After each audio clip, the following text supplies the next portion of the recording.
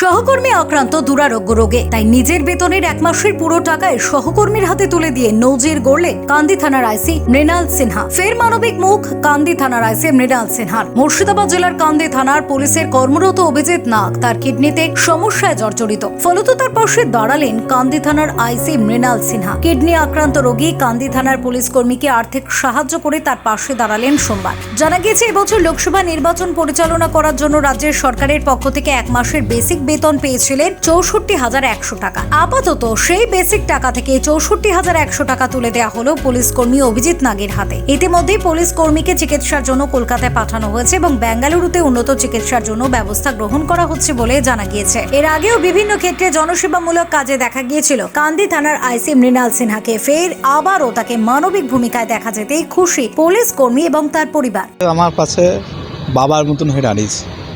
আমার তো আমি হোমগার্ডে চাকরি করি কান্দি থানায়, এই জিতে আরণ সত্য অভিজিৎ নাগ। আমার তো দুটো এখানে রিপোর্ট করলাম, বলছে দুটো কিডনি ড্যামেজ। আমি কোন দিকে যাব দিশা পাচ্ছিলাম না। আমার স্যারই আমাকে নিজের বাবার মতন ধরে এবং নিজের ফ্যাসিলিটিতে সব কিছু ব্যবস্থা করলেন এবং আর্থিক অনুদানও দিলেন। ওনার দয়াতেই আমি এখন যাই আছে, ওনার দয়াতেই এখন আপাতত চিকিৎসার জন্য যাচ্ছি।